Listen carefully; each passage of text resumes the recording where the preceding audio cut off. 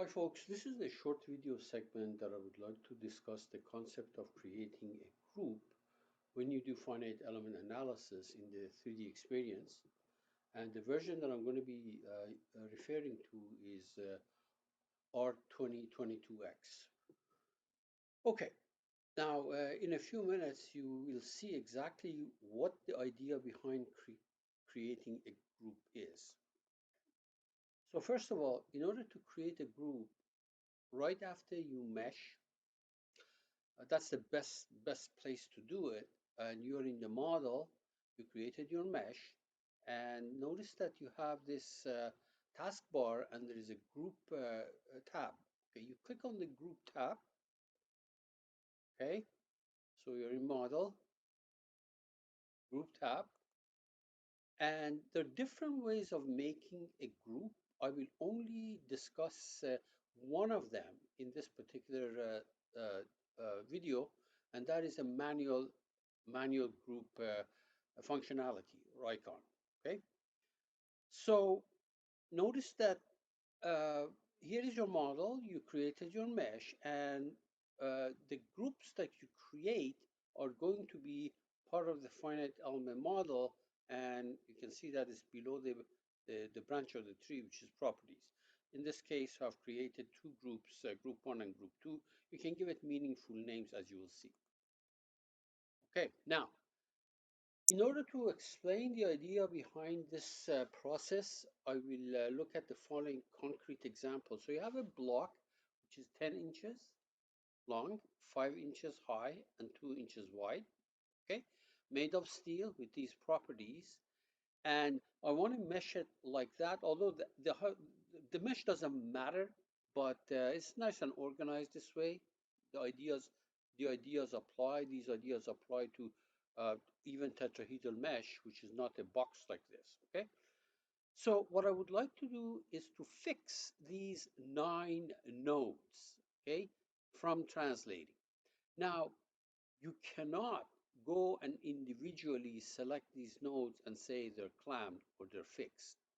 And also, I would like to apply pressure on these faces, the faces of these 5 elements. You simply cannot go, you can try it. You see that you cannot go and pick these faces, and then say apply pressure, because as soon as you select one of them and you say apply pressure, it will actually apply it on the entire face.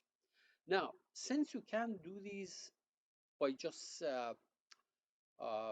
just selecting the node or selecting the face, uh, the process which is available in the Abacus program and is called sets is inherited in the 3D experience. Remember, the solver for 3D experience is the Abacus program. However, the names are different, the, the icons are different, and the interface is different. This is why I feel that it is important for us to do some very basic things in in the 3D experience environment to see how it works. Even if you're an expert CAE user, Abacus CAE user, it's going to take you time to get used to how things are done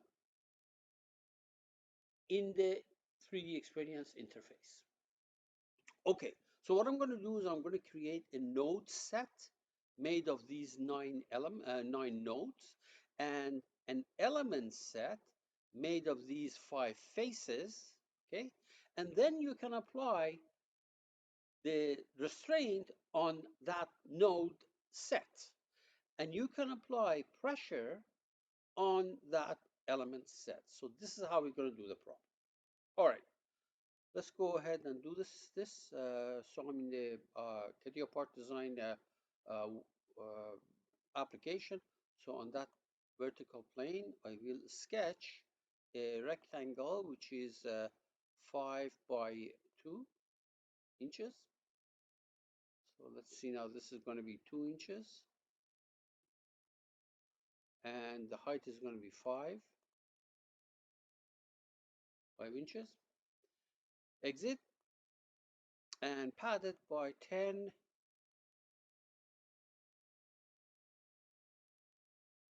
See now, padded by 10 inches.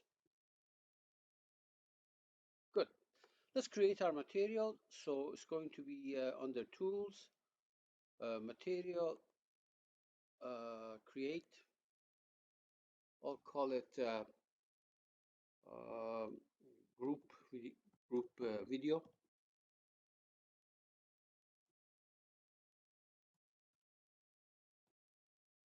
Okay. And notice that the simulation domain is checked. That's good. All right.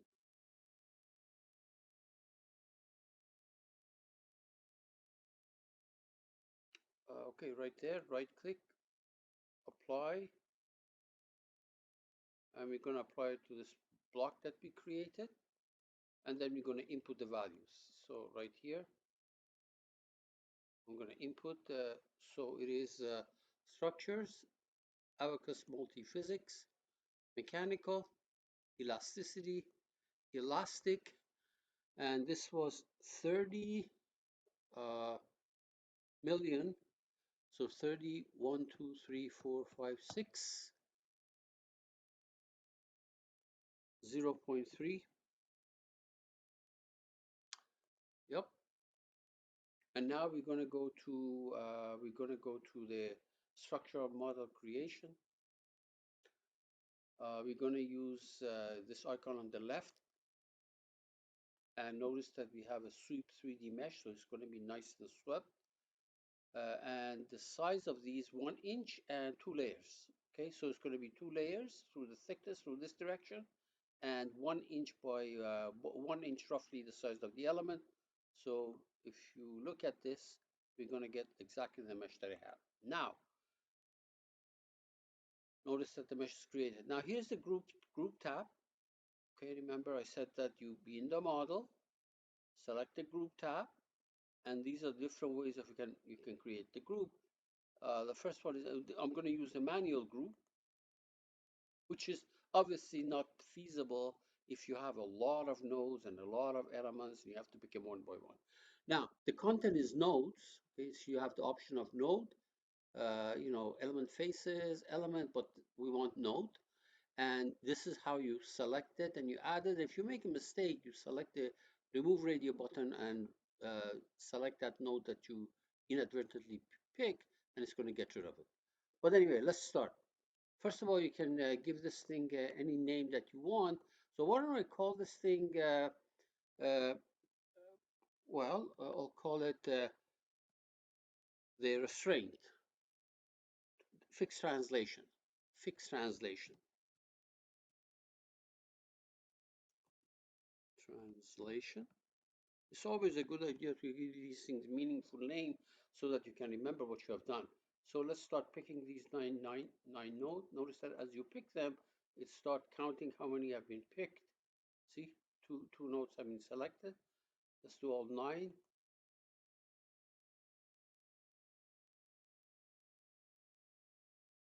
Okay, and then we say okay.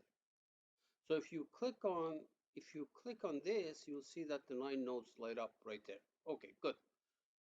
Now let's go and do the another one, manual. This time we're going to do the element faces. Don't select element, because if you select the element, as soon as you select, for example, the face that you want, it selects the whole thing, including the stuff that's the edges that are inside.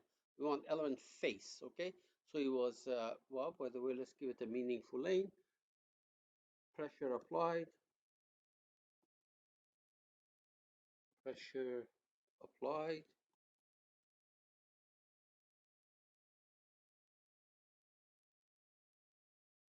Okay.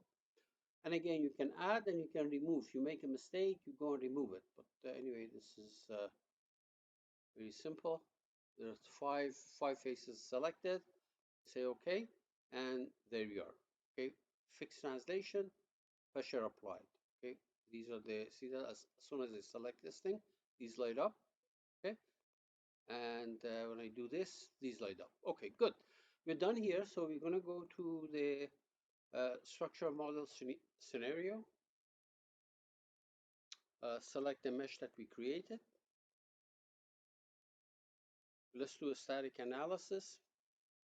Let me hide this display only icon so that I can see the stuff down here. Okay, so we go to procedure, static analysis, and well, this is a very simple problem. I'll do it as a nonlinear problem. Really doesn't matter. Okay, so restraints, and this is fixed translations. So I'm going to select this group that I created. This group, see that? Manual group fixed translation. And I'm going to select the three translations. So that's what appears. This applies to these 9 nodes. Say okay. And then we're going to apply the load pressure on this group that we created. See that? 100 psi. Okay. And there we are. That's pretty much it. So let me save this thing. And then we're going to run it.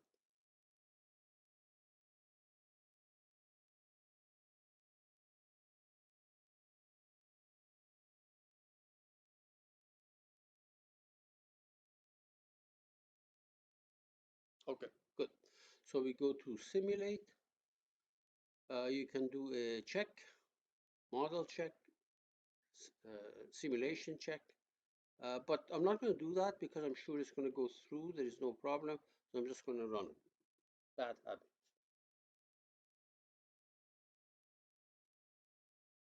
Sometimes you try to save a minute or two at the expense of a lot of headache later on. So I'm going to run this.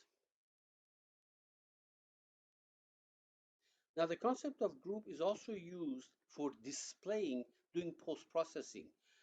Towards the end, I'll show you something, but there will be another video primarily for using a display group for post-processing purposes. Okay, this was really intended only to apply restraint and load. Okay,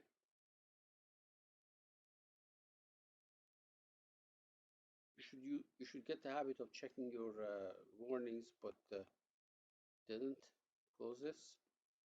Okay, so there we are. This is the von Mises stress. It's a terrible mesh. That's why it looks like that. And displacement is better. This looks better. But anyway, we managed to do the problem. We put the restraint on these 9 nodes and put the pressure on these. However, there's something that I want to show you, although as I said, this is not the focus of this tutorial, this particular video, but if you go here, if you go down here and double click on this last one, display group, notice that I can select a set here. See that? Set. And I'm sorry, not the set, that's not what I meant. FEM groups, that's what I meant. Okay, FEM group. And if you look at the two groups that I created are here.